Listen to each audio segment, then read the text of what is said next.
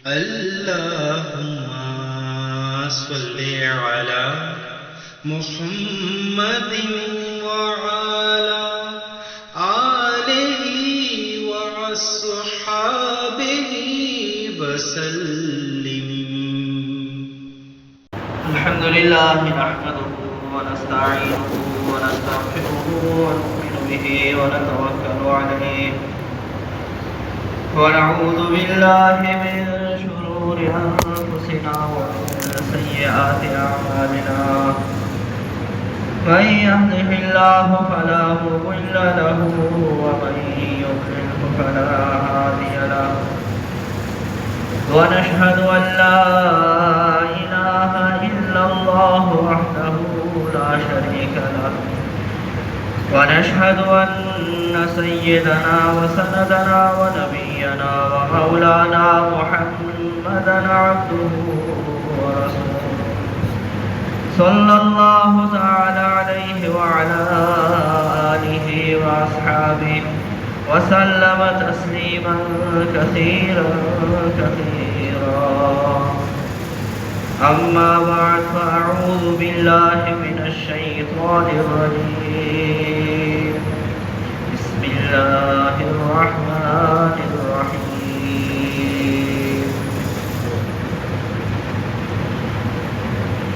فيه رجال يحبون أن يتطهروا والله يحب المطهرين.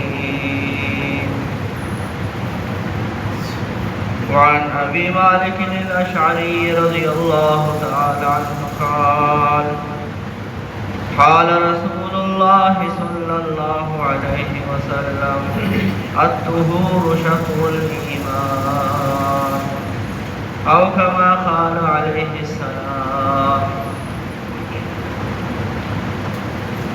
قابل احترام دوستوں بزرگوں،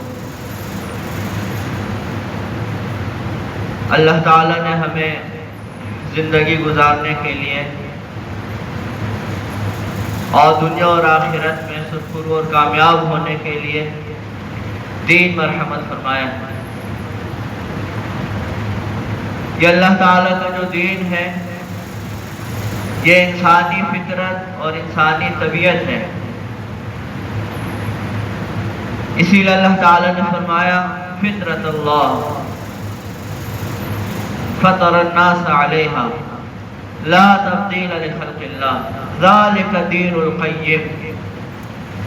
یہ اللہ تعالیٰ کی فطرت ہے جس پر اللہ تعالیٰ نے لوگوں کو پیدا فرمایا ہے اور یہی سیدھا رستہ ہے، یہی دین قیم ہے. تو اللہ تعالیٰ نے انسان کی طبیعت پیدا فرمائی، اللہ ہی ہمارے خالق ہیں. اب یہ طبیعت جو ہے کیا چاہتی ہے، کس طرح اس کو چلانا ہے، اس کے لیے اللہ تعالیٰ نے دین مرحمت فرمایا. اب دنیا میں بھی ہم دیکھتے ہیں جو موجد ہوتا ہے کسی بھی آلے کا، کسی بھی مشین کا، جو بنانے والا ہوتا ہے، اس مشین کو چلانے سے متعلق اسی کی بات معتبر ہوتی ہے. وہی ہمیں بتاتا ہے کہ یہ مشین کس طرح استعمال کرنی ہے. حالانکہ اس مشین کو اس طریقے سے ہٹ کر بھی استعمال کیا جا سکتا ہے. مثلا وہ کہتا ہے کہ دن میں اس کو صرف 1 گھنٹہ استعمال کرنا ہے، اور چلانے والے کہتے ہیں یار یہ 10 گھنٹہ بھی چل سکتی ہے، اور چلانے والے اس کو 10 گھنٹہ چلائیں اور کہیں دیکھو یار وہ کہہ رہا تھا کہ 1 گھنٹہ اس کو چلانا ہے، یہ تو ہم 10 گھنٹے بھی اس کو چلا سکتے ہیں.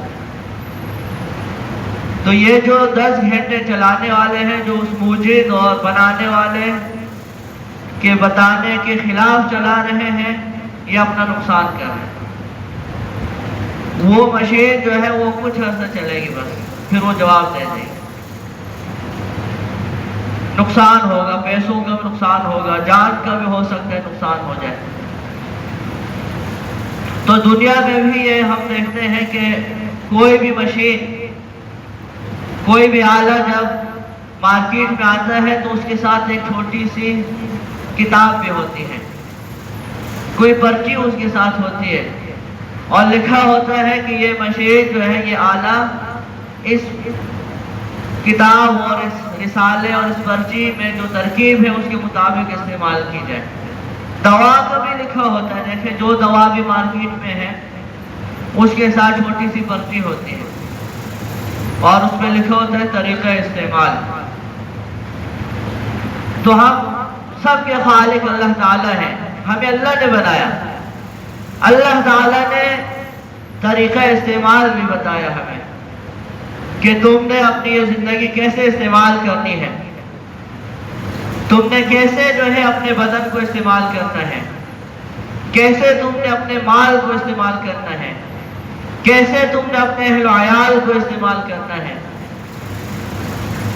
تو اللہ تعالیٰ خالق ہے، اللہ تعالیٰ نے ان تمام چیزوں کو پیدا فرمایا اور ان کے استعمال کا طریقہ بھی اللہ تعالیٰ نے ہی بتایا ہے، اور اسی طریقہ استعمال کو دین کہا جاتا ہے۔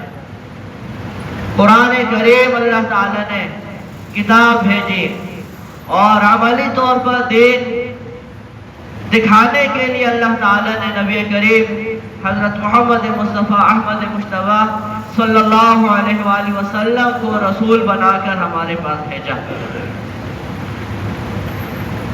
تو اب عقل مند آدمی وہ ہے، عقل مند انسان وہ ہے جو دین کے مطابق زندگی گزارے، اور جو آدمی یہ کہنے لگے کہ بھائی یہ تو اس کے بغیر بھی میں زندگی گزار سکتا ہوں،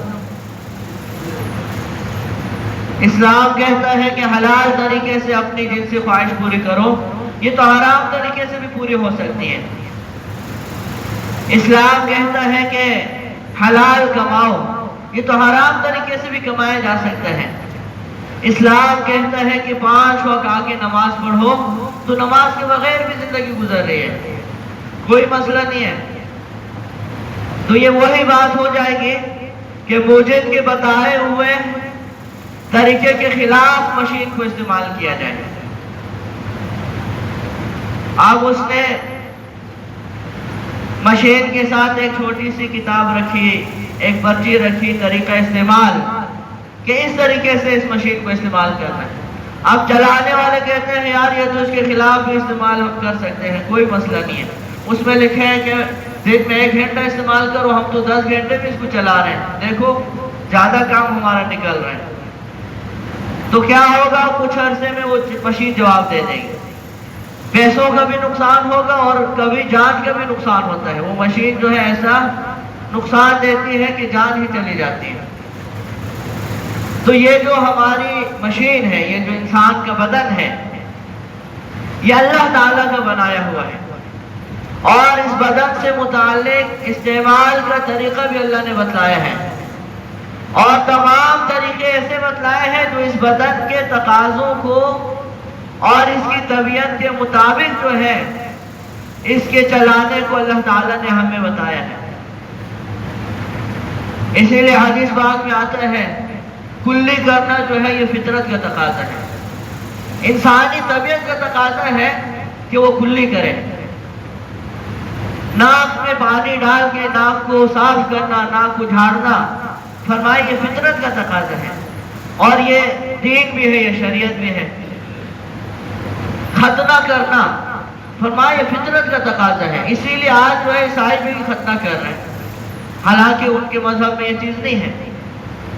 بہت سے ہندو بھی ختنہ کر رہے ہیں، کیوں؟ اس لیے کہ انسان کی طبیعت کا تقاضا ہے، یہ غسل کرنا طبیعت کا تقاضا ہے، خوشبو لگانا طبیعت کا تقاضا ہے۔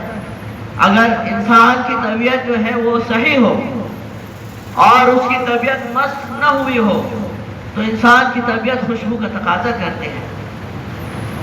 پاک و صاف رہنا انسان کی طبیعت کا تقاضا ہے۔ تو جو طبیعت کے تقاضے تھے اللہ تعالیٰ نے دین کے طور پر ہمیں پیش کر دیے، اور ہمیں اس بدن کو استعمال کرنے کا صحیح طریقہ بتا دیا کہ جب تم نے اس طریقے کے مطابق اپنے بدن کو استعمال کیا، دنیا میں بھی سکون پاؤ گے، قبر میں بھی سکون پاؤ گے، حشر میں بھی سکون پاؤ گے، حتیٰ کہ جنت میں داخل ہو جاؤ گے۔ اور اگر تم نے ہمارے اس بتائے ہوئے طریقے کے خلاف اپنا بدن استعمال کیا تو پھر دنیا میں بھی پریشان، قبر میں بھی پریشان ہوگے، حشر میں بھی پریشانی ہوگی، اور حتیٰ کہ قانوناً جو ہے اس نے پھر جہنم جانا ہے۔ پریشانی ہی پریشانی۔ تو طبیعت کے تقاضوں کو اللہ تعالیٰ نے دین کے طور پر ہمیں پیش کر دیا۔ اسی کو اللہ نے فرمایا فطرت اللہ التی فطر الناس علیہا لا تبدیل لخلق اللہ، یہ اللہ کی فطرت ہے دین، اور اللہ کی فطرت کو کوئی بدلنا چاہے وہ تھک جائے گا، پریشان ہو جائے گا، فطرت کو نہیں بدل سکے گا۔ کیوں؟ ذالک دین القیم، یہی سیدھا رستہ ہے، یہی سیدھا دین ہے، ولیکن اکثر الناس لا یعلمون، اکثر لوگ اس بات کو سمجھ نہیں پا رہے،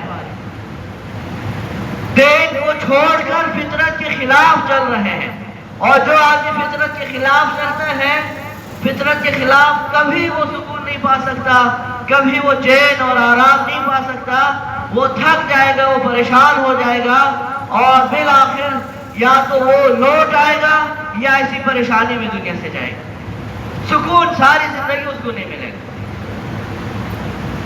تو طبیعت کے تقاضے دیکھیں، اب کافر جتنے بھی ہیں کسی نہ کسی کی عبادت کر رہے ہیں، کوئی جو ہے عیسیٰ علیہ السلام کو پوج رہا ہے، کوئی عزیر علیہ السلام کو کہتا ہے کہ اللہ کا بیٹا عزیر ہے، اور عزیر علیہ السلام کی عبادت میں لگا ہوا ہے، اور کوئی جو ہے گائے کو پوج رہا ہے، کوئی گھوڑے کو پوج رہا ہے، کوئی پتھر کو پوج رہا ہے، کوئی درخت کو پوج رہا ہے۔ اور یہ بدھ مت عجیب ہے، یہ کوئی بھی ایسے عجیب و غریب چیز ان کو نظر آ جائے، بڑا درخت، عام درختوں سے ہٹ کر کوئی عجیب و غریب بڑا درخت نظر آ گیا، بس یہ اس کو کہیں گے یہ ہمارا معبود ہے۔ کوئی چٹان نظر آئی، عام چٹانوں سے مختلف، کوئی پہاڑ نظر آیا، کوئی جانور عجیب و غریب ان کو نظر آیا، عجیب الخلقت، یہ اس کی عبادت شروع کر دیں گے۔ وہ ایک جماعت والے بتا رہے تھے کہ ایک ملک میں ہماری تشکیل ہوئی تو خدمت والے جاتے ہیں باہر، باقی تو مسجد ہی میں رہتے ہیں، تو خدمت والے جب باہر گئے تو ایک جگہ دیکھا رش ہے، مجمع لگا ہوا ہے، تو ان کو بھی تشویش ہوئی کہ یہ کیا مسئلہ ہے، تو ایک نے کہا کہ میں جا کے معلوم کرتا ہوں، تو وہ گیا اور مجمع کو چیرتے ہوئے وہ اندر گیا، واپس آیا، اس نے کہا شکر کرو اللہ نے ہمیں مسلمان بنایا، شکر کرو اللہ نے ہمیں ایمان والا بنایا۔ تو دوسرے ساتھی نے پوچھا کیا ہوا، کیا مسئلہ ہے وہاں؟ اس نے کہا میں جب اندر گھس رہا تھا مجمع میں، میں سوچ رہا تھا پتہ نہیں اندر کیا مسئلہ ہے، سارے اس طرح ادب سے کھڑے ہیں، کوئی سجدہ کر رہا ہے، کوئی جو ہے رکوع میں ہے، کوئی ہاتھ جوڑ کے رو رہا ہے۔ جب اندر جا کے میں نے دیکھا تو ایک پنجرا ہے اور اس میں چوہے کی طرح ایک جانور ہے، عجیب و غریب جانور ہے، عام چوہے سے بڑھ کر اس کا جسم ہے، اور یہ لوگ اس کو عجیب سمجھ کے اس کو جو ہے معبود قرار دے کر اس سے مانگ رہے ہیں، کوئی سامنے رو رہا ہے، کوئی سجدہ کر رہا ہے، چوہا اندر پریشان ہے، یہ باہر پریشان۔ فرمایا کہ شکر کرو اللہ نے ہمیں مسلمان بنایا، اور حقیقت بھی یہ ہے ہمارا کوئی کمال نہیں، خدا نخواستہ ہم اگر کسی کافر گھرانے میں پیدا ہو جاتے، پتہ نہیں ہمیں پھر ایمان کی دولت ملتی یا نہ ملتی۔ کتنا بڑا امتحان ہے، یہ بہت بڑا امتحان ہے۔ انسان کا جو ازلی دشمن ہے، جس کو قرآن نے فرمایا یہ تمہارا دشمن ہے، وہ شیطان ہے۔ اِنَّهُ لَكُمْ عَدُوٌّ فَاتَّخِذُوهُ عَدُوًّا، یہ تمہارا دشمن ہے، اللہ پاک فرما رہے ہیں یہ تمہارا دشمن ہے، اس کو اپنا دشمن بناؤ۔ شیطان ہمارے استاد فرمایا کرتے تھے مولوی عبدالہادی صاحب فاروقیہ مرکز میں، اللہ ان کی عمر میں برکت عطا فرمائے، مولوی عبدالہادی صاحب فرمایا کرتے تھے کہ ہم جو ہے شیطان سے غافل ہوتے ہیں، اور بہت غافل ہوتے ہیں، شیطان ایک سیکنڈ کے لیے ہم سے غافل نہیں ہوتا۔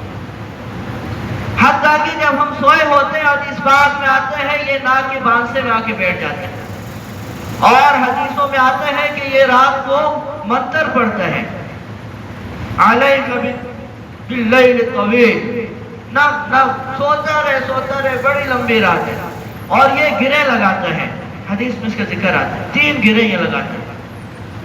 اسی لیے حدیث باب میں آتا ہے صبح جب اٹھو سب سے پہلے جو ہے دعا پڑھو، جب دعا پڑھی جاتی ہے اللہ کو یاد کیا جاتا ہے، ایک گرہ کھل جاتی ہے، اور جیسے ہی یہ وضو کرتے ہیں دوسری گرہ کھل جاتی ہے، اور پھر یہ نماز کے لیے چاہتا ہے تیسری گرہ کھل جاتی ہے، اور صبح کو جب یہ اٹھتا ہے یعنی اپنے کاروبار کے لیے جب جاتا ہے حدیث باب میں آتا ہے تر و تازہ ہوتا ہے۔ اور جو آدمی صبح نماز نہیں پڑھتا، نہ اس نے صبح اٹھ کے دعا پڑھی، نہ وضو کیا، نہ نماز پڑھی، اور سیدھا صبح اٹھ کے جو ہے کاروبار کے لیے روانہ ہوا، حدیث باب میں آتا ہے یہ سست اور کاہل ہوتا ہے، شیطان کا جادو اس سے نہیں ٹوٹا، جادو ختم نہیں ہوا، یہ اس کے نرغے میں ہے۔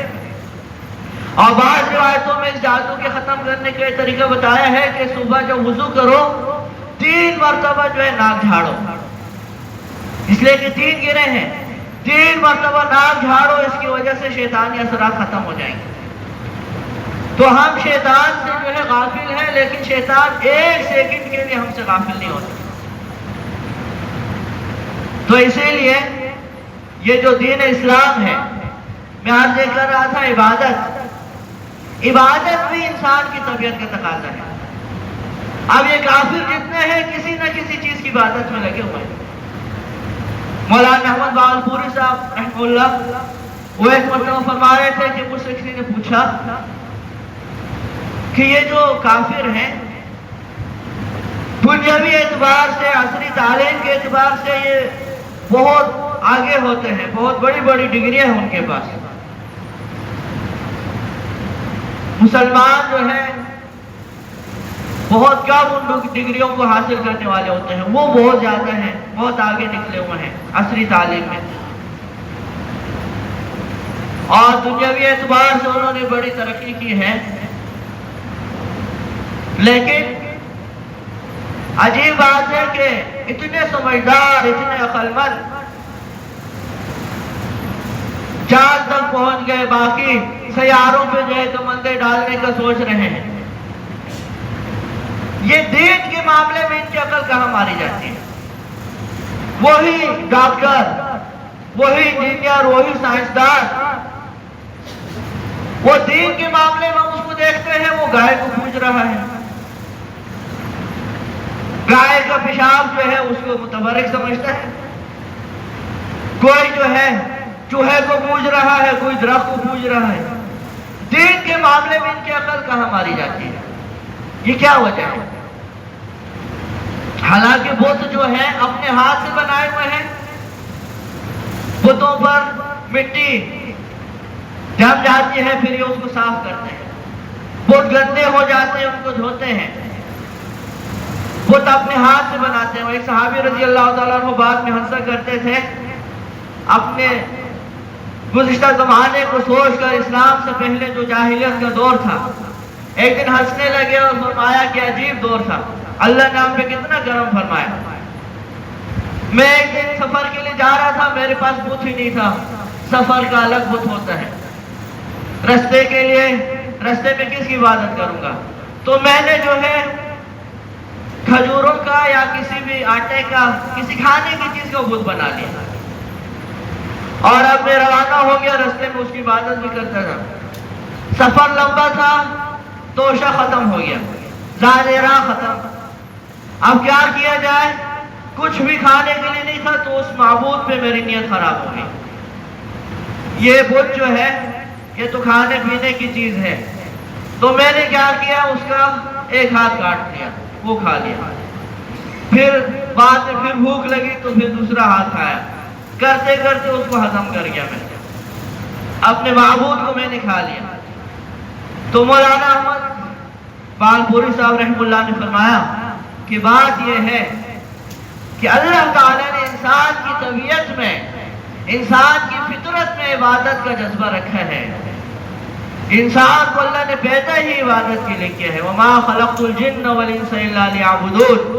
اب اگر یہ اللہ کی عبادت نہیں کرے گا، جو اس عبادت کا اصل مرکز ہے وہ اللہ کی ذات ہے، جب یہ اللہ کی عبادت نہیں کرے گا تو کسی نہ کسی کی عبادت اس نے کرنی ہے. یا بت کے سامنے جھکے گا، یا گائے کے سامنے جھکے گا، یا پتھر کے سامنے جھکے گا، یا کسی جانور کے سامنے جھکے گا. اور بعض لوگ پھر انسانوں کی عبادت کرتے ہیں، یا اپنی بیوی کا جو ہے بندہ ہوگا، یا اپنے افسر کا بندہ ہوگا.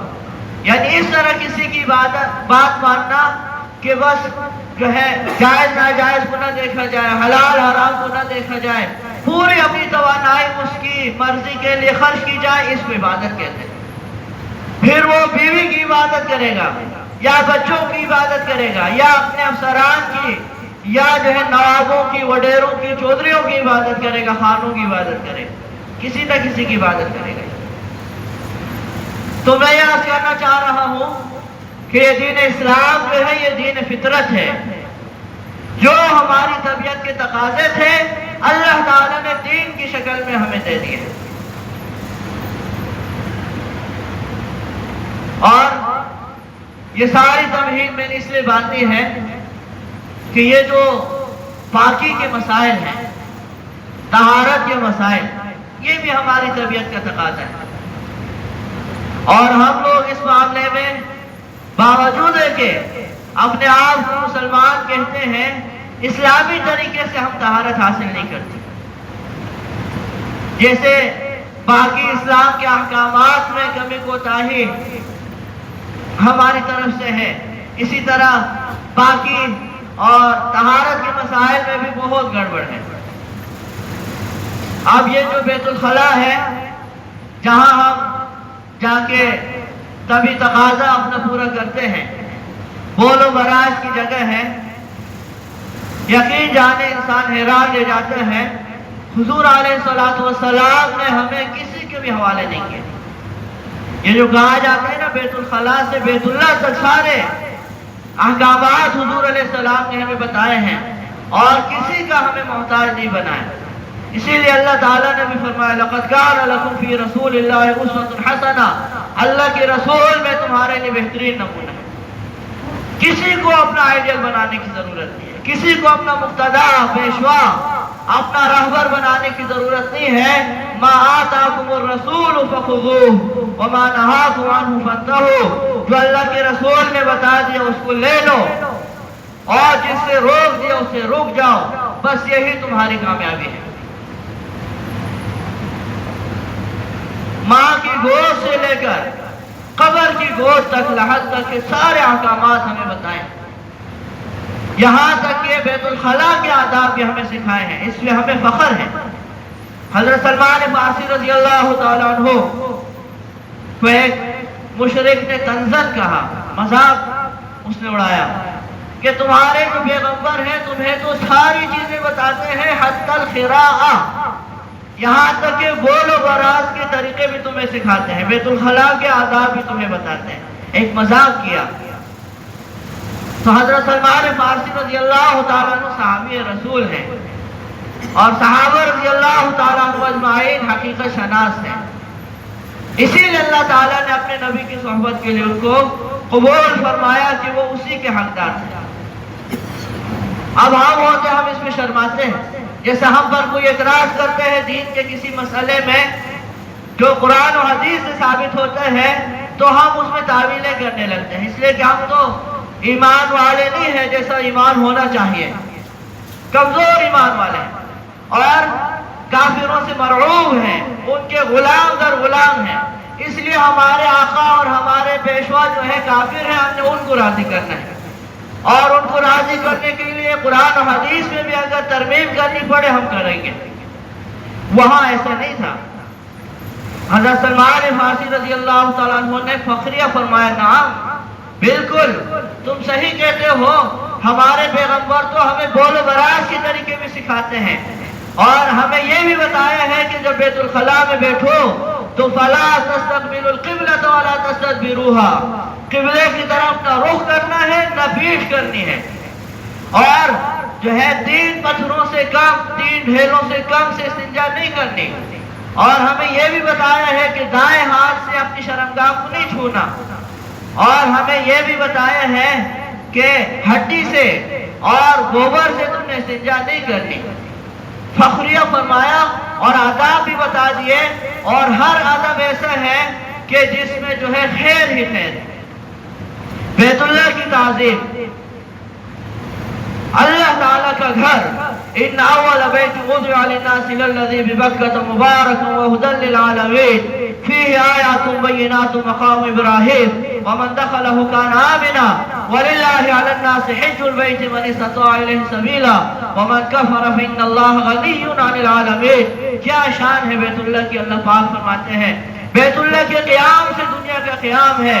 جب بیت اللہ کو منہدم کر دیا جائے گا قرب قیامت میں اللہ اس کائنات کو لپیٹ دیں گے۔ یوم نطوی السماء کطی السجل للکتب، جیسے کاغذوں کو لپیٹ دیا جاتا ہے ہم اس دنیا کو لپیٹ دیں گے۔ بیت اللہ کی عزت، بیت اللہ کا احترام مسلمانوں کی فرض ہے۔ قبلے کی طرف پاؤں کر کے بیٹھنا جائز نہیں ہے، قبلے کی طرف تھوکنا جائز نہیں۔ حدیث پاک میں آتا ہے جو قبلے کی طرف تھوکے گا یہ تھوک قیامت والے دن اس کی پیشانی میں ہوگی۔ قبلے کی طرف رخ کر کے پیشاب کرنا، قبلے کی طرف پیٹھ کر کے پیشاب کرنا، بول و براز یہ ناجائز ہے۔ آج کل لوگ اس کا اہتمام نہیں کرتے، بڑے بڑے بنگلے بنائے ہوئے ہیں اور صرف جگہ کی وجہ سے کہ کچھ جو ہے جگہ کی بچت ہو جائے گی اس بات کی پرواہ نہیں کرتے کہ بھی قبلے کی طرف جو ہے انہوں نے WC رکھی ہوئے، قبلے کی طرف رخ ہے یا پشت ہے۔ اب کچھ دن پہلے مجھے ایک صاحب لے گئے کہ بھی میں نے یہاں جگہ خریدی ہے، سارے بیت الخلا قبلے کی طرف، پرواہ ہی نہیں ہے لوگوں کے اس بات۔ یہ ادب ہے، بیت اللہ کی تعظیم ہے، اور فرمایا کہ 3 پتھروں سے کم سے تم نے استنجا نہیں کرنا، 3 ڈھیلے کم از کم استعمال کرنے ہیں۔ اور طریقہ بھی یہ ہے کہ پہلے آدمی جو ہے وہ استنجا میں ڈھیلے استعمال کرے یا کوئی بھی ایسی چیز جو ڈھیلوں کے قائم مقام ہو وہ استعمال کرے، پھر پانی سے استنجا کرے۔ اب وہ پتھروں اور ڈھیلوں کو ڈھونڈنا مشکل ہو گیا ہے، ڈھیلے جو ہے وہ میدانی علاقوں میں مل جاتے ہیں، اب گھروں میں پکی جگہوں میں ڈھیلے ملنا مشکل ہے، تو یہاں پھر یہ ٹشو جو ہے یہ ڈھیلوں کے قائم مقام ہے، ٹشو استعمال کریں۔ اور مرد عجیب ہے، مردوں کے لیے تو ضروری ہے کہ جب تک ان کا دل مطمئن نہ ہو جائے کہ اب مزید خطرے نہیں آئیں گے اس وقت تک استنجا کرنا ان کے لیے جائز ہی نہیں ہے، پانی سے اس وقت تک جو ہے وضو کرنا جائز ہی نہیں ہے۔ اب ہمارے ہاں عجیب صورتحال ہے، اصل میں اللہ تعالیٰ کی عظمت دل میں نہیں ہے تو اللہ کے احکامات کی بھی عظمت نہیں ہے، دین کی بھی عظمت نہیں ہے۔ دنیا ہی کو سب کچھ ہم سمجھتے ہیں، آخرت کا بالکل جو ہے کوئی غم دل میں نہیں ہے، اس لیے جو ہے یہ غفلت اور سستی ہو رہی ہے۔ حدیث پاک میں آتے ہیں حضور علیہ السلام کا گزر 2 قبروں کے پاس سے ہوا، بخاری شریف کی روایت، اور فرمایا کہ ان دونوں کو عذاب ہو رہا ہے، دونوں کو عذاب ہو رہا ہے۔ عذاب کا مطلب ہوتا ہے اللہ تعالیٰ کی طرف سے ان کو عذاب ہو رہا ہے، اور اللہ کا عذاب کوئی نہیں سہ سکتا۔ ساری دنیا کی مصیبتیں، ساری دنیا کی پریشانیاں، ساری دنیا کی بیماریاں، ساری دنیا میں جتنے بھی مصائب ہیں یہ ایک طرف، اور قبر میں 1 منٹ کے لیے جو پریشانی آتی ہے وہ ایک طرف۔ ساری دنیا کی اچھائیاں ایک طرف، خوشیاں ایک طرف، نعمتیں ایک طرف، اور قبر میں جو اللہ تعالیٰ کی طرف سے جو نعمت ملتی ہے 1 منٹ کی وہ ایک طرف۔ دنیا میں بہت بڑی باتیں کرتے ہیں اور کافر کہتے ہیں کہ دیکھ لیں گے ہم اللہ سے، اللہ کے عذاب کو بھی دیکھ لیں گے، لیکن قرآن کی ایک آیت میں ہے حَتَّى إِذَا فَتَحْنَا عَلَيْهِمْ بَابًا ذَا عَذَابٍ شَدِيدٍ إِذَا هُمْ فِيهِ مُبْلِسُونَ۔ یہ باتیں ہی باتیں ہیں، جب ان پر ہم ایک ایسے عذاب کا دروازہ کھولیں گے شدید جو بڑا سخت عذاب ہے، وہاں آس توڑ دیں گے، پریشان، تو تصور سے بالا عذاب ہے، کوئی برداشت نہیں کر سکتا۔ فرمایا ان دونوں کو عذاب ہو رہا ہے، پھر وجہ بیان کی، ایک کو اس لیے عذاب ہو رہا ہے فَإِنَّهُ لَا يَسْتَتِرُ بِالْبَوْلِ، یا فکان علی سطر بالبول کا لفظ، یہ پیشاب سے نہیں بچتا تھا، پیشاب کے قطروں سے اپنے آپ کو نہیں بچاتا تھا، اور دوسرے کو اس لیے عذاب ہو رہے فکان یمشی بالنمیمہ، یہ چغل خور تھا، چغل خوری کرتا تھا، دونوں کو عذاب ہو رہا ہے۔ فرمایا کہ میرے لیے کچھ شاخیں لے کر آؤ، 2 شاخیں لے کر آؤ یا 1 شاخ لے کر آؤ، اور گیلی شاخ ہو، تازہ شاخ ہو، پھر اس کو توڑ کر حضور علیہ السلام نے وہ شاخیں گھاٹ دیں، اور فرمایا کہ جب تک یہ شاخیں خشک نہیں ہو جاتی ان کے عذاب میں تخفیف ہوگی، عذاب کم رہے گا۔ یہ حدیث تو کافی تفصیل طلب ہے، صرف یہ عرض کرنا چاہ رہا ہوں کہ ایک کو اس لیے عذاب ہو رہا تھا کہ وہ پیشاب سے نہیں بچتا تھا۔ آج کل لوگ جو ہے استنجا کرنے کو عیب سمجھتے ہیں، عجیب روشن خیالی ہے، عجیب ترقی کا خیال ہے، عجیب جو ہے پڑھے لکھے ان پڑھ ہیں کہ اپنی جو اسلام کی باتیں ہیں ان کو بھی کہتے ہیں کہ یہ دقیانوسی باتیں ہیں، یہ پرانی باتیں ہیں۔ استنجا کرنا اور اپنا آپ کو خوش کرنا، اتنا ٹائم کس کے پاس ہے؟ بس کھڑے کھڑے ہو کے اٹھتے ہیں اور وہیں سے اپنی وظیفہ اوپر کر کے چل دیتے ہیں۔ یہ حضرت عمر رضی اللہ تعالیٰ عنہ فرماتے ہیں، اب شروع کا دور ہے، احکامات پتہ نہیں ہے، اللہ تعالیٰ کے نبی صلی اللہ علیہ وسلم ساتھ ساتھ تربیت فرما رہے ہیں۔ عمر رضی اللہ عنہ کو مسئلہ معلوم نہیں تھا، کھڑے ہو کے پیشاب کر رہے تھے۔ حضور علیہ السلام نے دیکھ لیا، فرمایا یا عمر لا تبل قائما، کھڑے ہو کے پیشاب نہیں کرنا، یہ جائز نہیں ہے۔ حدیث باب میں آتے عمر رضی اللہ فرماتے ہیں پھر ساری زندگی میں نے بیٹھ کر پیشاب، اور ہمارے ہاں جو ہے کھڑے ہو کے پیشاب کرنے کی جگہ بھی بنائی ہے۔ پیشاب سے نہیں بچتے جب تک مرد کو یہ اطمینان نہ ہو جائے کہ مزید میرے قطرے آئیں گے، اس وقت تک یہ وضو نہیں کر سکتا۔ استبراء واجب ہے، اپنے آپ کو پیشاب کے قطروں سے جو ہے اطمینان دلانا، جب تک اس کا دل مطمئن نہ ہو جائے اس وقت تک استنجا نہیں کر سکتا، آگے وضو نہیں کر سکتا۔ اب یہاں ہم دیکھتے ہیں وہ مرد اندر ہوا، 1 منٹ میں وہ باہر ہو جاتے ہیں اور پھر آگے وضو شروع کر دیتا ہے۔ یہاں تک لکھا ہے کہ یہ کیا کرے، کچھ قدم چلے اگر چلنا ممکن ہو، اور اگر چلنے کا کوئی سلسلہ نہ ہو جیسے ہمارے ہاں بیت الخلاؤں کی ترتیب ہے، تو پھر یہ جو ہے کھنکارے، کھانسے، تاکہ وہ بدن پہ زور آئے اور جو اگر قطرے ہیں تو وہ نکل جائیں۔ اور بعض نے یہ کہا اگر کھڑا ہو سکتا ہے کہ کھڑے ہو کے یہ دایاں پاؤں جو ہے بائیں پہ موڑے ایسے، اور اگر کہیں اوپر ہے تو تھوڑا سا نیچے آ جائے، پھر تھوڑا سا اوپر چلا جائے، اس سے جو قطرے ہیں وہ نکل جائیں گے۔ اور اگر یہ ساری ترتیب نہیں ہو سکتی ہے تو تھوڑا دیر رکے، وہاں توقف کرے۔ کھنکارنا تو آسان ہے، کھانسنا آسان ہے، وہاں آدمی کھانسے، بس اتنا تو کر لے۔ اور باقی اگر شیطان کسی کو وسوسے میں مبتلا کرے، پھر بعض لوگ بہت گہرائی میں چلے جاتے ہیں، پھر وہ گھنٹوں لگے رہتے ہیں اور ان کو شیطان یہ کہتا ہے کہ نہیں ابھی تک جو ہے قطرے آئیں گے، پھر لوگ وہم میں اور وسوسے میں مبتلا ہو جاتے ہیں، تو اس سے منع کیا ہے۔ بس تھوڑا سا جو ہے اہتمام کریں، بہت زیادہ اہتمام کرنے کی ضرورت نہیں ہے، پھر وہ وسوسے میں مبتلا ہو جاتے ہیں۔ اور حدیث پاک میں آتے ہیں کہ جس کا وضو صحیح نہیں ہوا اس کی نماز ہی صحیح نہیں۔ وضو جو ہے نماز کی کنجی ہے، اور نماز کے بغیر جنت میں آدمی نہیں جا سکتا، اس لیے کہ جنت کی کنجی پھر نماز ہے۔ اور جو لوگ صحیح وضو نہیں کرتے ان کا اپنا بھی کام خراب ہے، اپنی بھی نماز صحیح نہیں ہے، یہ جماعت میں شریک ہوتے ہیں، سب کی نماز ان کی وجہ سے متاثر ہو جاتی ہے۔ حدیث پاک میں آتے ہیں شبیب عن رجل من اصحاب رسول اللہ صلی اللہ علیہ وسلم قال ان رسول اللہ صلی اللہ علیہ وسلم صلى صلاة الصبح فقرأ روم فالتبس عليه فلما صلى قال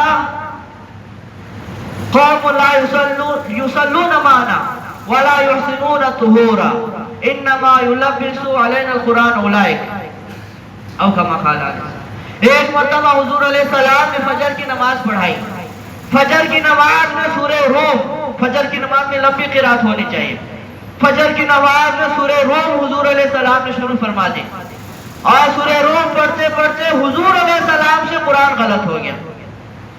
جن پر قرآن اترا ہے ان سے قرآن میں غلطی ہو گئی. اور قرآن میں غلطی ہو جاتی ہے. قرآن آپ کو پتہ ہے کہ ایک جیسا ہے، بہت سی آیتیں ایک جیسی. بہرحال حضور علیہ السلام سے غلطی ہو گئی قرآن میں.